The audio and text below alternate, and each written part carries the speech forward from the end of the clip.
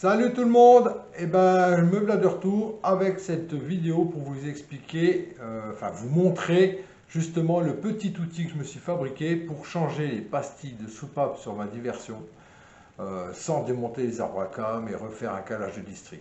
Voilà, ce petit outil est très pratique, je me le suis fabriqué parce qu'il existe déjà dans le commerce, mais bon, je me le suis fabriqué et ça coûte beaucoup moins cher et ça marche tout aussi bien. Voilà. Donc vous allez voir justement un changement d'une pastille que j'avais besoin de faire sur ma diversion avec ce petit outil qui est très pratique. Et vous allez voir, il y a un petit bonus à la fin de la vidéo sur les piles d'admission, la petite modification que j'aurai apportée. Ok, allez, bon visionnage et puis ma foi, profitez bien.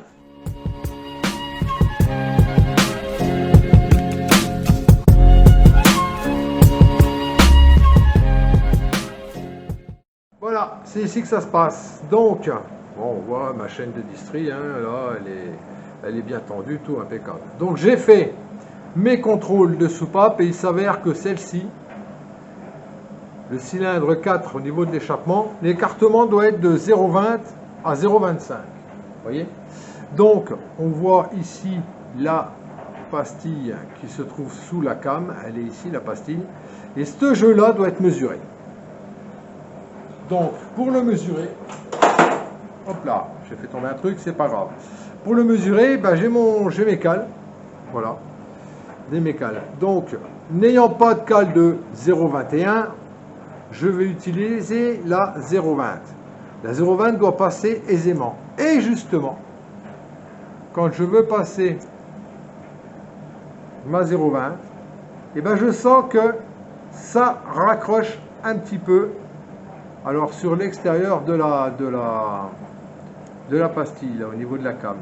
Et là, je sens que le jeu, même la 0,20, la cale de 0,20 qui doit passer aisément, elle raccroche. Donc à partir de là, bon, de toute façon, il est évident que la 0,25, elle, ne passe pas. Ça c'est clair. Donc, pour résumer, je dois avoir un écartement de 0,21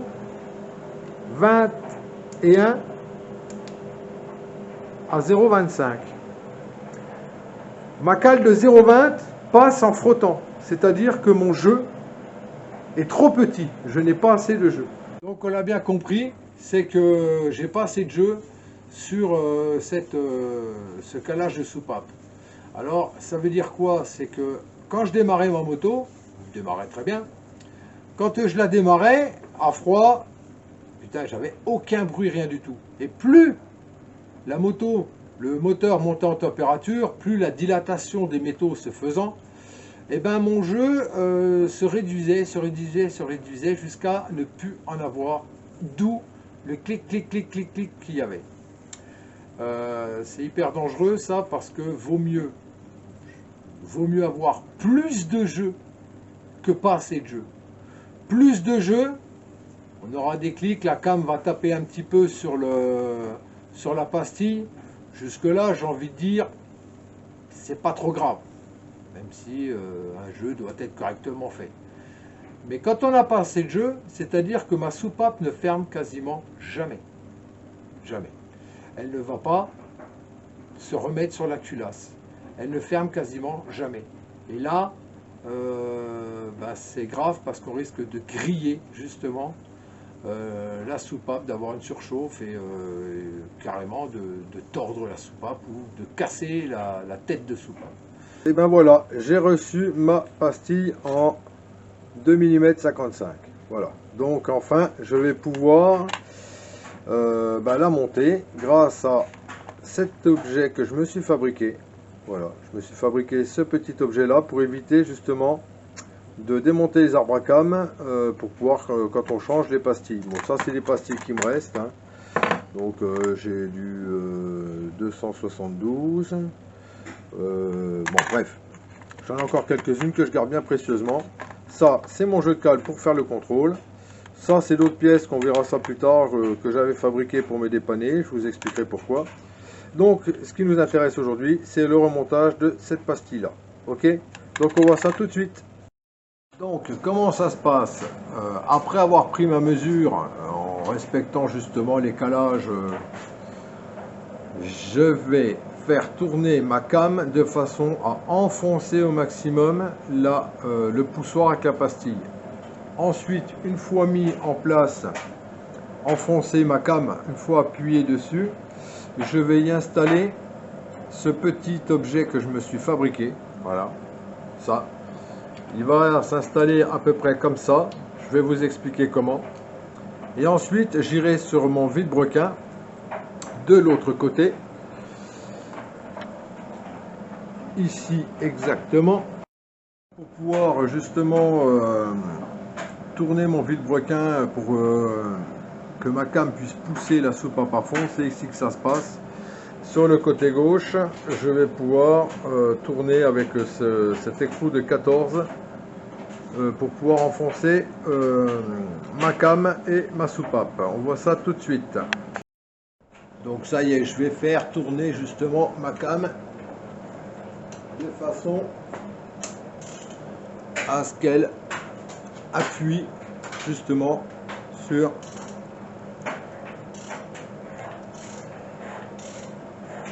voilà. Là, on va enfoncer. Voilà, comme ça. Voilà. Donc, ma came, on voit bien qu'elle est enfoncée maintenant. C'est là qu'intervient justement ce petit objet.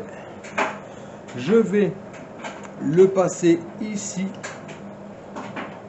pour retenir justement le poussoir, mais sans me mettre sur la pastille, bien entendu, car la pastille, je dois l'enlever.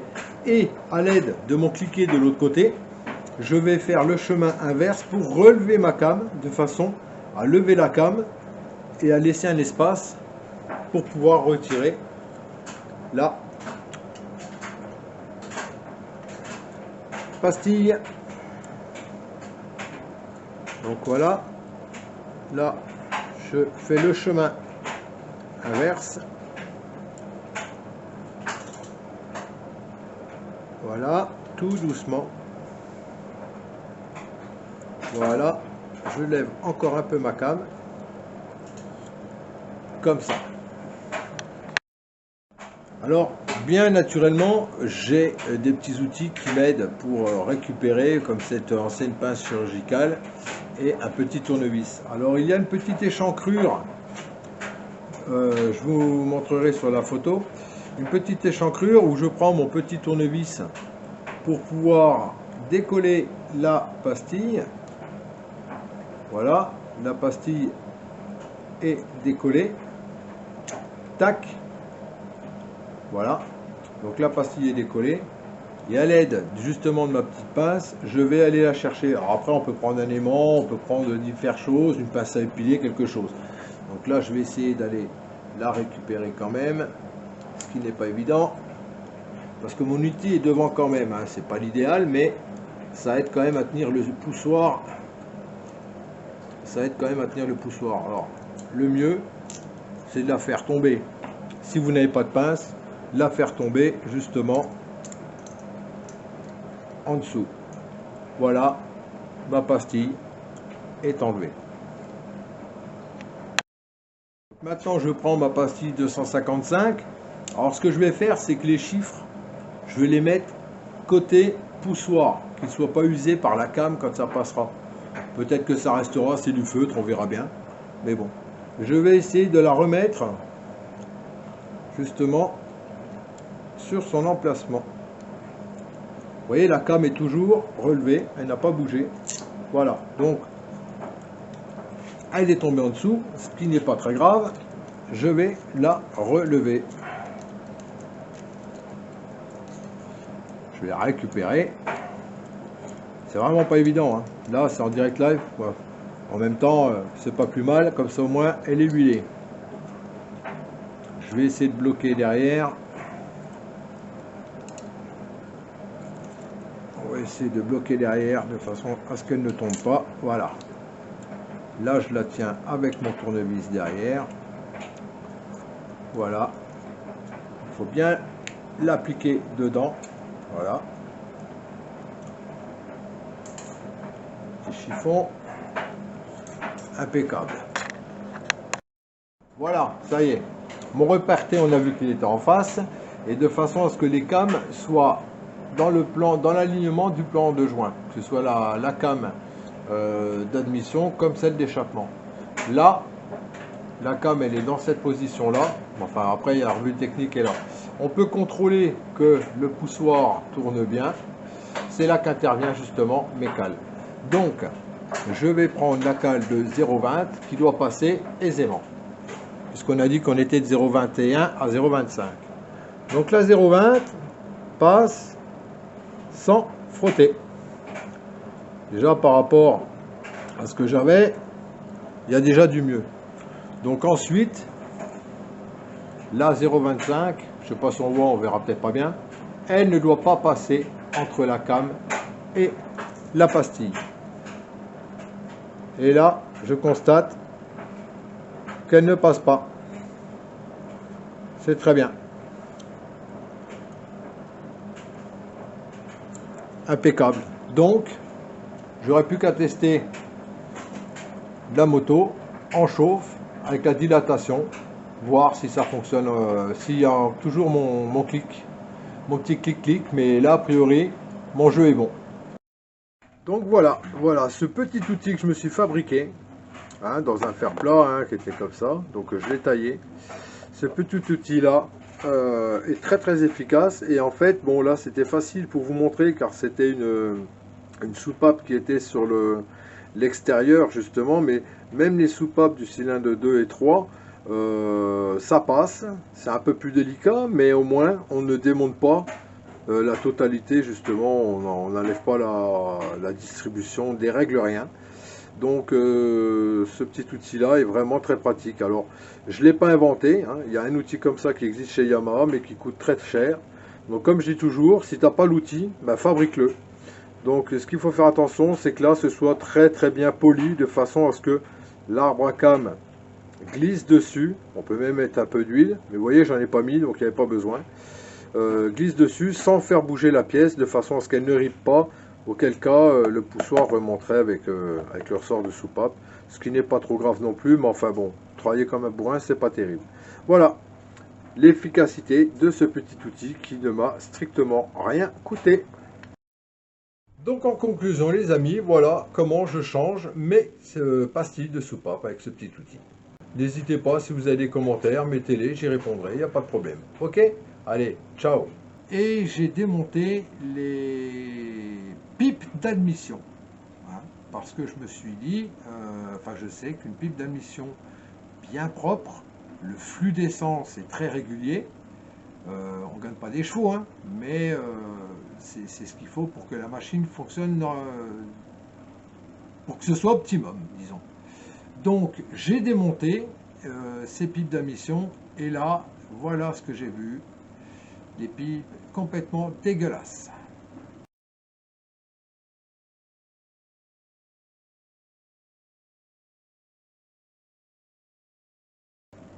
Voilà. Donc, qu'est-ce que j'ai fait? J'ai démonté mes pipes d'admission et je les ai nettoyées. Alors j'ai pris mon petit Dremel, hein, on va dire. J'ai mis dessus une brosse avec les petits poils noirs en plastique, hein, je ne sais pas quelle matière que c'est, de façon à ne pas rayer justement l'intérieur des pipes d'admission qui sont en aluminium. Et j'ai nettoyé ça. Ensuite, j'ai pris une petite brosse type feutrine avec du bel-gomme alu. Et ben, mes gars, je peux vous dire que le résultat, il est super bien. Le résultat, voilà, poli brillant, complètement. Et ce que j'ai fait, c'est que j'ai poli ça correctement. Bon, ça chauffait un peu, mais bon, ça a été super bien. Et là, je peux vous garantir une chose, c'est que le carburant, il va glisser, il va y avoir quelque chose de bien là-dedans. Voilà, vous voyez, là on voit bien. C'est même quasiment poli brillant.